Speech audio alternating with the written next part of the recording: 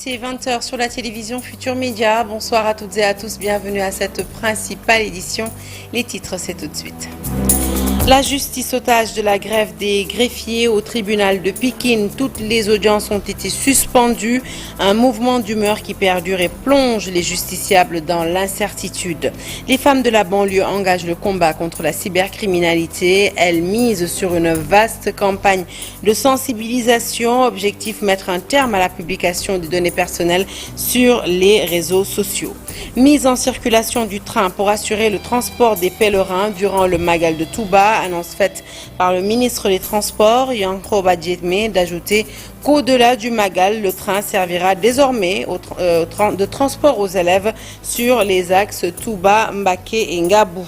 Hors de chez nous, en Côte d'Ivoire, Alassane Ouattara, candidat à sa propre succession pour un 4e mandat. Son principal argument, la Côte d'Ivoire a plus que jamais besoin de son expérience pour faire face aux défis sécuritaires et économiques. Voilà pour les titres de développement, c'est tout de suite.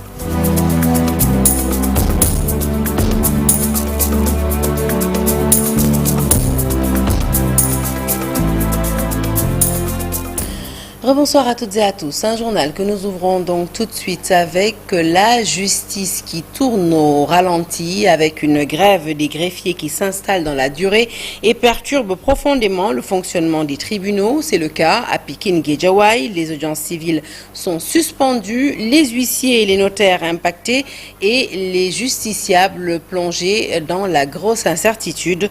Dans ce contexte tendu, les professionnels de la justice s'appellent un dialogue urgent avec l'État. Le reportage est signé à Habib Faye. Qui s'installe dans la durée. Elle plombe le quotidien du personnel judiciaire, mais surtout celui du justiciable. Au Sénégal, les greffiers sont en bras de fer avec l'État pour exiger le respect de leurs droits. Conséquence, la justice est à l'arrêt dans de nombreux tribunaux. Au tribunal de Pikine-Guédiawaye, les audiences civiles ont toutes été renvoyées. La grève des greffiers a paralysé la chaîne judiciaire. Les affaires en flagrant délit sont les seules à être encore traitées. Ce qu'il y a à déplorer, c'est que c'est par rapport aux justiciables qui n'arrivent pas à obtenir les documents dont ils ont besoin dans leur activité. Comme les cahiers judiciaires, les certificats de nationalité et autres papiers, les décisions de justice. Malgré tout, il y a des gens qui s'éteignent. Ici, on était les deux gens de flagrant délit, les gens correctionnels et les gens de chambre criminelle. Dans son cabinet, Maître Ousseynou Mbodj tente de maintenir l'activité. Ses agents travaillent d'arrache-pied, mais se heurtent à un mur administratif.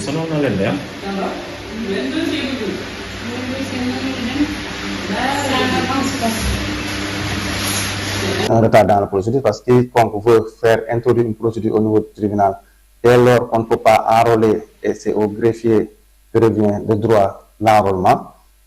Ça impacte au niveau des justiciables, ça impacte également au niveau des usagers qui veulent avoir soit des casiers judiciaires pour faire des concours ou faire des demandes d'emploi, également aux usagers qui veulent faire des préinscriptions à l'étranger où on leur demande des certificats de nationalité ou divers autres documents qui sont délivrés par le service des greffes. Huissiers, notaires, avocats, tous s'accordent à le dire.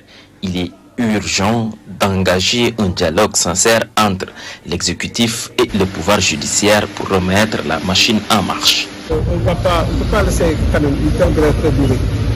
Je pense qu'il est temps que les autorités se résistent et essayent de trouver une solution à ce problème-là. Au travers de la justice, on sollicite qu'il y ait une amélioration de la situation parce qu'on va directement à partir du 31 juillet vers les vacances judiciaires.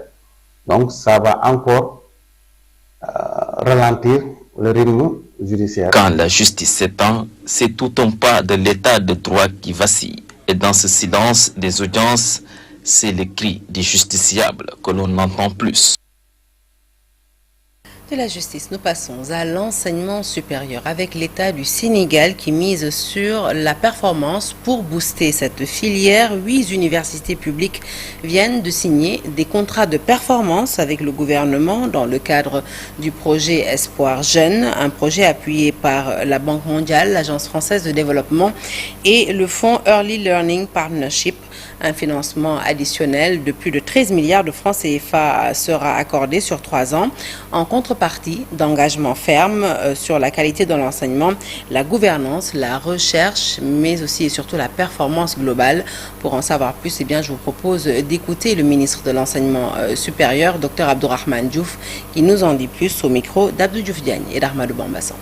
Comme le nom l'indique, contrat de performance, nous donnons de l'argent du budget à nos universités et nous fixons un certain nombre d'obligations que ces universités doivent remplir.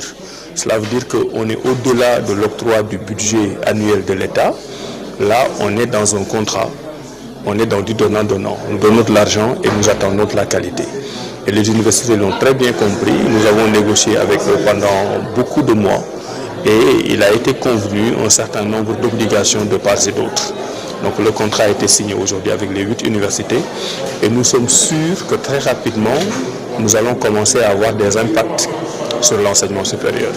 Je vous donne juste un exemple. Vous savez que depuis longtemps, nous travaillons sur le chevauchement de l'année académique. Nous travaillons à rétrécir les années pour résorber le gap.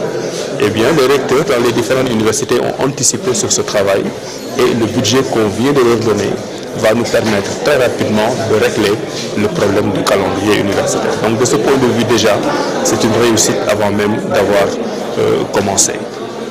Maintenant, pour le reste, vous savez que nous sommes en plein dans l'ANTESRI, l'agenda national de transformation de l'enseignement supérieur, de la recherche et de l'innovation.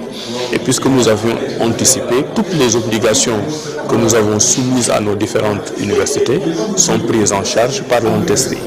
Des concertations nationales sur les réformes foncières au Sénégal, c'est la volonté des membres du CRAFS, le cadre de réflexion et d'action sur le foncier face à la presse. Ces derniers invitent l'État à s'engager dans une réforme complète et surtout inclusive. Babacar Diop est président du CRAFS. Nous l'écoutons au micro de Lissa Préra. Pourquoi? Parce qu'il n'y a pas encore de réforme foncière au Sénégal,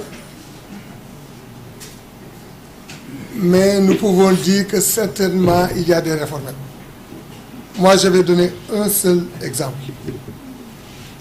Les zones économiques et sociales, les ZES, nous pouvons les appeler réformées.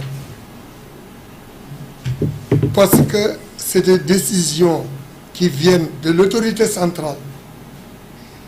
Et en général, ces décisions ne font pas l'objet de discussions avec les communautés locales. Il y a même de ces collectivités locales, souvent, qui ne sont pas au courant. Ça, c'est sous forme de réforme. Un deuxième exemple. Nous connaissons des communes et des communautés rurales qui a délibéré des superficies et que celui qui a eu la chance d'avoir la délibération peut négocier son bail jusqu'au titre foncier sans pour autant informer la communauté rurale ou la commune. Nous pouvons l'appeler réforme. Et toutes ces dispositions, si elles sont autour d'un consensus national, on aura une bonne réforme. Les pôles territoires, je pense là, on a toutes les possibilités de discuter et de nous faire entendre. Il y a une question sur est-ce que exactement les autorités nous ont consultés? Non, pas de consultation. Mais nous sommes en train d'alerter. Cette conférence-là, vous allez nous aider à nous faire entendre. Et si les autorités veulent vraiment aller d'une manière consensuelle, certainement elles vont peut-être nous appeler. Mais, quelles que soient les dispositions, nous allons trouver des stratégies pour contribuer à la réforme foncière nationale sénégalaise. Je vous l'annonçais en titre, à Keur Massar, les femmes élues du département portent le combat contre la cybercriminalité. Elles prônent la sensibilisation pour freiner la publication des données personnelles sur les réseaux sociaux. Ces femmes se disent par ailleurs inquiètes de l'insécurité galopante qui sévit dans la zone de Keur Massar. Elles invitent les autorités à renforcer la police de proximité et l'éclairage public. Aminata Ba et Ousmane Baldé. La divulgation des données personnelles sur les réseaux sociaux devient un fléau de plus en plus fréquent dans la société. Face à cette menace, les femmes élues du département de Keur Massar s'engagent activement dans la lutte contre la cybercriminalité. Elles misent sur la sensibilisation des populations pour freiner ce phénomène. Marie Aou, présidente des femmes élues du département, porte ce combat avec détermination. Autant on entend parler de cybercriminalité, autant les gens ne connaissent pas quels sont les délits liés à la cybercriminalité. Pour aller vers nos enfants, pour aller vers les écoles, sensibiliser donc les populations quant à ces méfaits-là. Les délégués de quartier, souvent interpellés dans des cas de publication abusive de données personnelles, tirent également la sonnette d'alarme. Selon Hassan Fall, président des délégués de quartier de Keur Massar, il est impératif de mettre fin à ces pratiques nuisibles qui portent atteinte à la vie privée des citoyens. Souvent, on est saisi pour des cas de publication des données personnelles. Certaines personnes font du n'importe quoi quand ils sont derrière leur clavier. Ils ignorent les dangers. Donc, il est temps de conscientiser les jeunes. À tout moment, on peut interpeller les auteurs de ces pratiques. Par ailleurs, l'insécurité reste un autre défi majeur dans la zone. Les acteurs communautaires demandent la mise en place de postes de police supplémentaires ainsi qu'un meilleur éclairage public dans les zones les plus exposées. La sécurité de proximité, vraiment, est un enjeu dont on a besoin. L'éclairage public, ça aussi c'est un défi. Face à ces enjeux, une large coalition s'est formée. Femmes élues, déléguées de quartier, imams et membres du Conseil de la jeunesse unissent leurs efforts pour faire reculer la cybercriminalité et renforcer la sécurité dans le département de Keur Massar. Retour sur l'affaire Kotch qui a occupé les devants de l'actualité ces dernières semaines. Kotch Barma et ses fameuses vidéos. Dans ce reportage, l'avis d'un professeur en psychocriminologie, professeur Aboussi, donne quelques éléments de réponse pour expliquer les agissements de Kotch Barma, raisons sociales ou difficultés mentales. Eh bien, suivons les explications au micro d'Aminata Mbaresso. Sa photo continue de faire le tour des réseaux sociaux. Des échos sur ses agissements aussi font la une des journaux. Kotch Barma, un pseudonyme aujourd'hui tristement célèbre. Son image, l'image de la personne est une propriété. C'est-à-dire, mon image m'appartient. Donc, on ne peut pas prendre mon image, que ce soit une image habillée ou bien dans des postures plus ou moins avantageuses, et les diffuser, soit des gens parce que pour ceci ou pour cela. C'est la même chose que de voler une voiture, ou bien de voler l'argent, ou bien de prendre la vie de quelqu'un d'autre. Donc, c'est une infraction qui est pénalement répréhensible. Administrateur de plusieurs sites à contenu pornographique, Kotch Barma aujourd'hui démantelé la psychologie de l'homme au moment des faits, décortiqué par ce professeur à l'université Cheikh Anta Diop de Dakar. Il a été démontré dans la littérature qu'il y a des traits de personnalité qui caractérisent les criminels, bien l'infracteur. Et parmi ces traits de caractère, donc il y a le manque de remords, c'est-à-dire cette absence de sensibilité par rapport à la douleur de l'autre. La plupart du temps, c'est des gens qui n'arrivent pas, qui ont difficulté à voir la douleur de l'autre et donc qui vont se servir de cela, soit pour faire du mal, ou bien soit pour se procurer du plaisir. Comment expliquer de tels agissements? L'auteur était-il conscient de ces actes? Je l'avais dit tantôt, c'est un rapport à l'autre qui est particulier. Ce n'est pas des gens qui vont voir la personne, leur vis-à-vis, comme une personne, mais c'est des gens qui vont voir leur vis-à-vis comme un objet, comme quelque chose, comme une chose, je dirais bien, même pas quelque chose, mais une chose qui leur permet d'accéder à quelque chose. Donc, autant d'interrogations qui soufflent encore dans la tête des victimes de Kotch. Aux dernières nouvelles, un autre complice a été mis aux arrêts, un feuilleton judiciaire qui n'a pas encore dit son dernier mot. Le financement de l'industrie pharmaceutique, objet d'un atelier à Hambourg, acteurs de la filière et responsables d'institutions financières veulent ensemble permettre à la population d'avoir accès à des médicaments de bonne qualité et ainsi bannir les produits frauduleux des circuits de vente. Ndeye Mboye Diouf Cissé, présidente du club des actionnaires de Biopharm, elle revient ici sur les enjeux de l'atelier au micro de Ndeye Matidien. Ces difficultés, c'est surtout d'ordre réglementaire. Nous le savons, il y a beaucoup de procédures pour avoir l'enregistrement des médicaments, mais quand même on peut saluer la démarche quand même de l'agence de réglementation pharmaceutique qui depuis un certain temps apporte une accélération dans l'obtention de ces AMM là-bas. Donc le problème est réglé à ce niveau, mais il y a également le problème de financement. Parce qu'il faudrait des garanties pour que les banques, les institutions financières qui seront sur place puissent aider les industriels locaux à pouvoir produire. Donc ceci n'est pas évident. Donc il faudrait que ces banques puissent avoir confiance à nos industriels. Il faudrait également, à travers les fonds souverains de l'État, que les industriels puissent être accompagnés et donc développer le secteur. C'est un fléau qui est là depuis des années. Les autorités d'alors ont eu à faire quand même la lutte contre le marché illicite et la contrefaçon, leur priorité. Mais vous savez, il y a des problèmes qui font qu'aujourd'hui, le marché illicite est toujours là. Mais néanmoins, moi je pense que si le développement industriel est soutenu, on peut pallier à ce problème-là parce que la population doit être soignée avec des médicaments de qualité mais accessibles.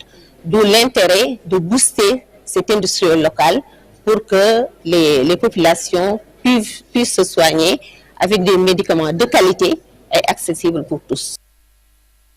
Dans le Sud, lutte contre le chômage et l'immigration clandestine, des initiatives pour fixer les jeunes dans le département de Kanel. Un périmètre agricole vient d'être mis à disposition des jeunes de Sinthiou Bamambé et Banadji où les initiateurs attendent l'implication des autorités afin de multiplier ce type d'aménagement dans les autres communes du département de Kanel. Le point, c'est avec Ali Bandagnan.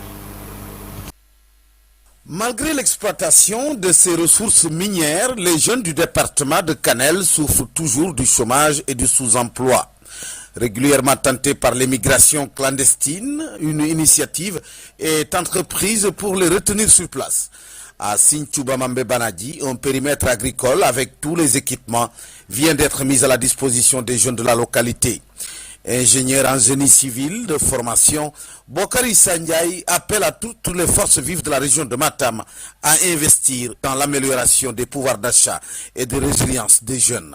On est dans la commune de Banadji, face à Manyumba, sur les Assam, où quand même nous menons des activités pour pouvoir fixer les jeunes sur place.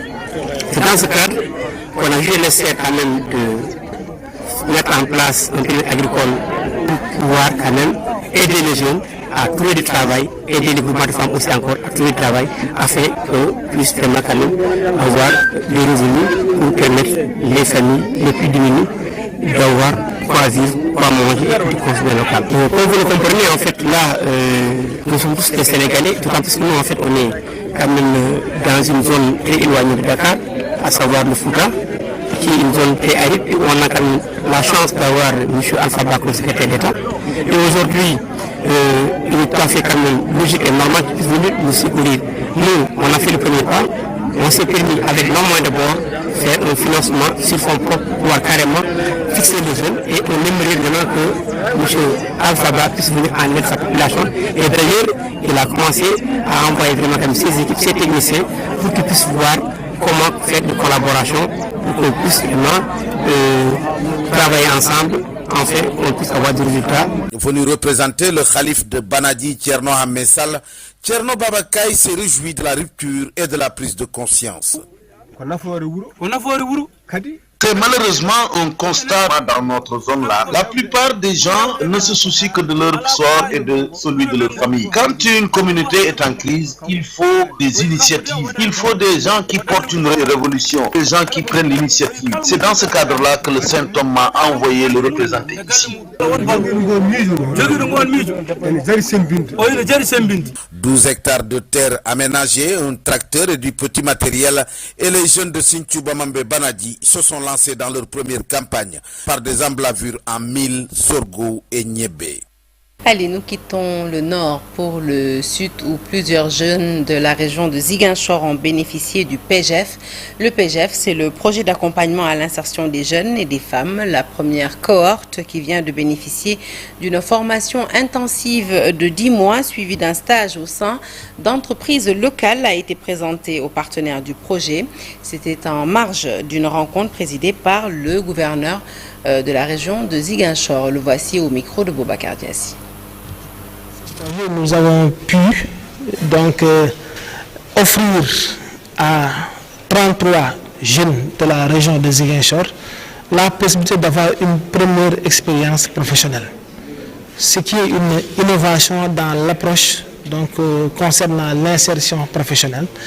Et à cette occasion, nous nous réjouissons donc de la participation effective également des petites et moyennes entreprises de la région de Ziguinchor, dont 27 se sont manifestés pour vraiment participer à cet effort, à ce talent, à cet engagement également collectif pour accompagner les jeunes donc vers l'insertion. Les jeunes, comme vous le savez, constituent le pilier, en tout cas essentiel du capital humain, donc socle également de la stratégie nationale de développement à l'horizon 2050. Cette stratégie ne peut être déroulée sans les jeunes. C'est pourquoi alors ce projet aujourd'hui s'inscrit pleinement dans cette stratégie, dans ce référentiel donc national, et nous permet justement donc de donner les arguments qu'il faut aux jeunes pour s'insérer dans le milieu donc professionnel. Grand Magal de Touba, à quelques jours de l'événement, les assurances du ministre des Transports, Yankoba Diémé, annoncent la mise en circulation du train pour soulager les pèlerins pendant cette période. Au-delà de l'événement, l'autorité confirme désormais la disponibilité du réseau ferroviaire pour assurer le transport des élèves sur les axes Touba, Mbaké, Ngabou. Yankoba Diémé, ministre des Transports terrestres et aériens, que nous écoutons au micro de Talasson. Avant d'entrer à Touba, visiter le plan de circulation qui est mis en place par ADS, qui est extrêmement important parce que vous savez tous qu'à l'entrée de Touba, il y a toujours le rush. Il faut être assez ingénieux avec le dispositif existant. C'est là où le nombre d'entrées a été, notamment le nombre de passages au niveau des passages payants, au niveau de l'autoroute, a été inversé pour ne réserver qu'une seule voie dans le sens de Touba-Dakar et toutes les voies restantes, au nombre de 8, qui vont être réservées à l'entrée de Touba. Mais également les différentes bretelles de sortie qui ont été aménagées avec un plan de circulation que nous avons établi ensemble avec le gouverneur et les forces de défense et de sécurité. Nous voulons, dans la perspective, également la vision du chef de l'État de renouveler et de rénover les rails, de faire l'économie systémique qui tourne autour des rails. Nous avons entendu démarrer le signal par Touba à l'occasion de ce gamou. Ce n'est pas nouveau qu'on fasse circuler le train momentanément de Dakar. Ça, nous allons le faire parce que le besoin est toujours là. Mais la nouveauté cette année, c'est aujourd'hui un tronçon qui est de 24 km, certes, mais extrêmement stratégique. Un vœu du Khalife général des Mourides qui a souhaité que nous mettions en place un dispositif au-delà du Magal pour permettre aux élèves de se déplacer convenablement. Quand vous regardez les conditions dans lesquelles les élèves se déplacent de Touba pour aller en Mbaké, pour aller étudier, c'est des surcharges. C'est une façon de monter dans les véhicules avec des questions de sécurité qui s'interpellent et qui ne dépendent pas forcément des conducteurs, mais c'est la demande qui est supérieure à l'offre. Mais cet axe-là, il faut le dire ici, est particulièrement dédié aux élèves. C'est la raison pour laquelle la nouvelle ici, je tenais à annoncer aux populations de Touba et que nous soumettrons tout à l'heure au Khalife général, c'est qu'après le Magal, le train va rouler. Hors de chez nous, à New York, la 37e édition du Bamba Day a vécu sous l'égide de Serigne Mamor Mbacké Mourtada. Les communautés mourides établies au pays de l'Oncle Sam ont arpenté les rues de New York pour célébrer Cheikh Ahmadou Bamba. Une procession en présence du maire de New York, Eric Adams. En marge de l'événement, Serigne Mamor Mbacké Mourtada a reçu la distinction de docteur honoris causa décernée par la prestigieuse université islamique du Minnesota. Le compte-rendu est signé par Farening. Vêtus arborant des drapeaux du Sénégal et des États-Unis avec des effigies de Serigne Touba, mais dans la main, les talibés mourides ont arpenté les rues new-yorkaises pour célébrer Cheikh Ahmadou Bamba. Une cérémonie dirigée par Serigne Mamor Mbacké en présence du maire de New York, Eric Adams, qui a tenu un discours émouvant envers la communauté mouride. Des récitals du Saint-Coran, des Khassaïd ont rythmé la journée. La ilaha illallah, la ilaha illallah.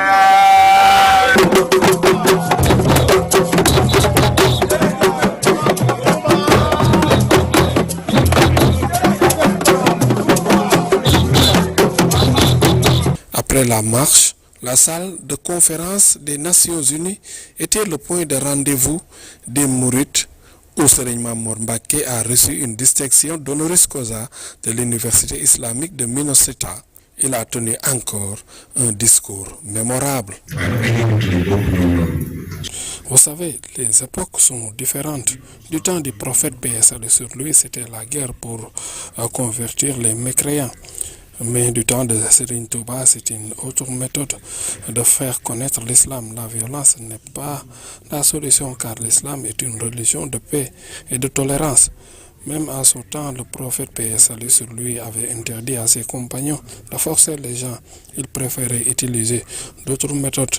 Mais il faut savoir aussi que la bataille et les guerres était donc une culture, c'est les Arabes.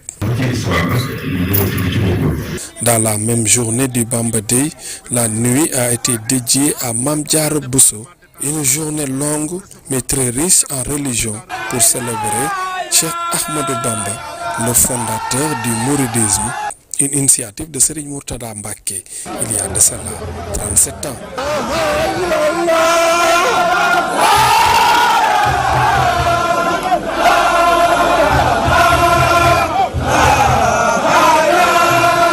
Hors de chez nous, l'annonce était redoutée et c'est maintenant officiel. Alassane Dramane Ouattara est candidat à sa propre succession pour un 4e mandat. Entre revirement ou devoir national, le président ivoirien, dans sa déclaration de candidature, a longuement motivé sa décision. Il estime que la Côte d'Ivoire a plus que jamais besoin de son expérience pour faire face aux défis sécuritaires et économiques. Ibrahim Akana.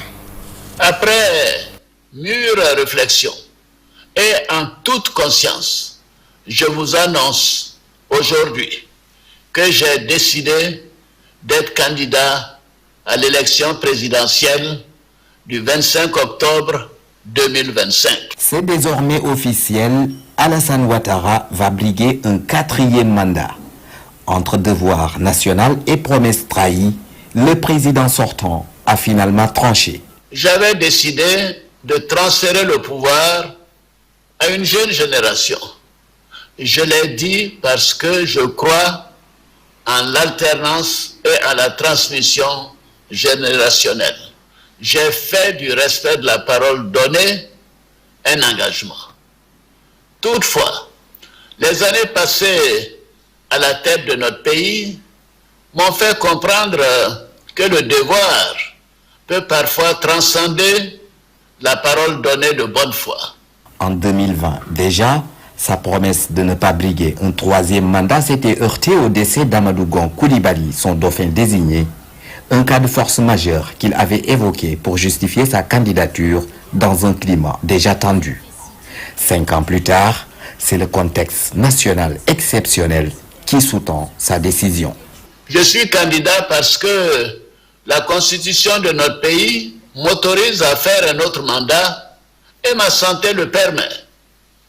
Je suis candidat parce que notre pays fait face à des défis sécuritaires, économiques et monétaires sans précédent, dont la gestion exige de l'expérience.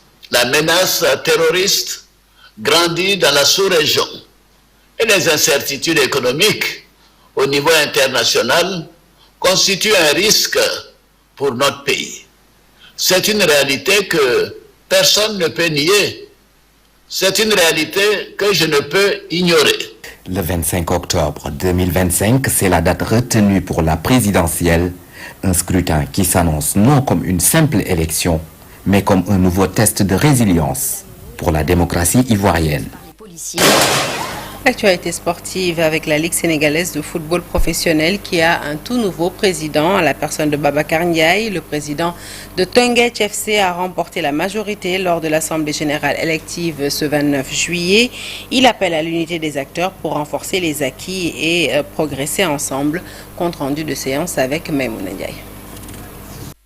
Avec 43 voix contre 37 pour son rival Abdoulaye Sow, Babacar Ndiaye est élu président de la Ligue sénégalaise de football professionnel. C'était un jour de compétition, mais on n'est pas des ennemis. Donc on va essayer d'unir les 32 clubs plus les affinitaires et essayer de consolider les acquis. Tout n'est pas négatif et essayer de travailler ensemble dans l'union des cœurs. Ce n'est pas très important qui a voté pour nous, qui n'a pas voté pour nous.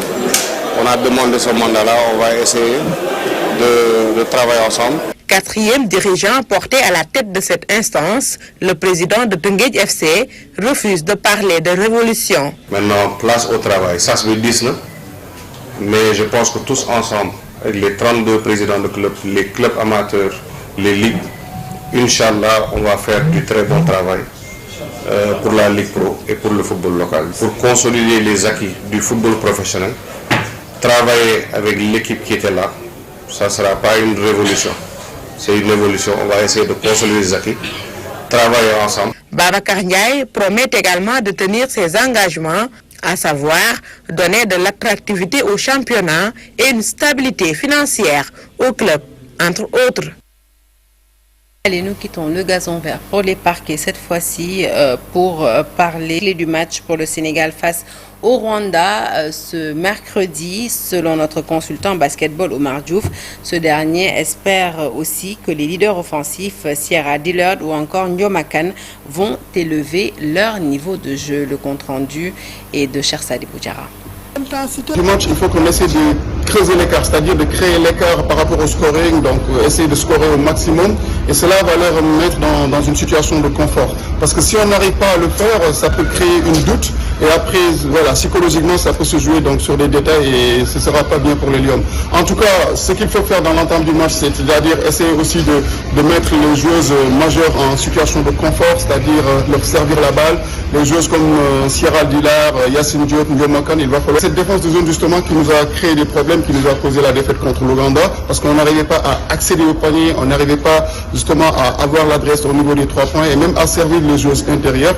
Et ça, c'est un grand problème. Maintenant, ce qu'on doit faire, c'est se donner à fond. Donc les joueuses intérieures aussi comme Khadi Faye, Maggie Gensen, donc il faut qu'elles essaient aussi de s'imposer, donc de prendre les rebonds et le passage au barrage. Donc je pense que ça va toucher l'orgueil des Lions et je pense qu'elles en ont vraiment pour pouvoir gagner ce match, pour se donner à fond.